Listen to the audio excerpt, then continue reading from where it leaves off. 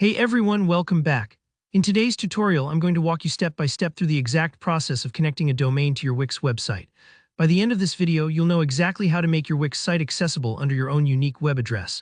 Whether you're building a professional portfolio, a business website, or just want your own corner of the internet.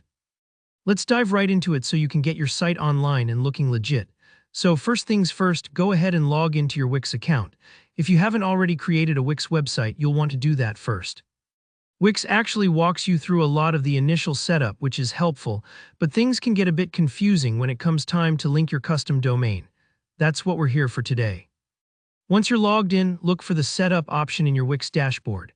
This is basically the command center for all your main site settings, so get comfortable navigating around here because you'll probably return to it as you make tweaks in the future. Now, after you've either created your site or picked one from your site list, Wix will usually prompt you pretty quickly with a message about connecting a domain. This is a key step if you want your website to look professional. Having a custom domain like yourname.com rather than username wixsite.com makes a huge difference in credibility and branding. Think of it as putting your name on your front door instead of leaving up the temporary sign. You'll see the option to connect a custom domain. When you're ready, just click the button that says, "Let's go." Don't worry, this won't lock you into anything quite yet. Next, you'll see a screen that says "Make it yours." Wix is helping you claim your unique space on the internet here, so take a deep breath and get excited. At this point, Wix will present you with two ways to get your domain. The first is to get the domain for free when you upgrade to one of their premium plans. This might be the right choice if you know you want features like removing Wix ads or getting more storage. If you're not ready for that commitment, you can also simply buy the domain itself as a standalone purchase.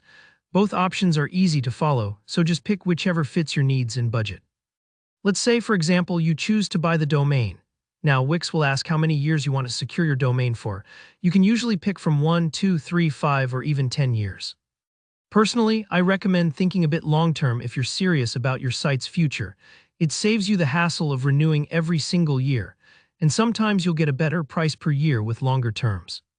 Select the duration that works best for you and then click Continue. Now, don't be surprised when you're asked to fill in your credentials.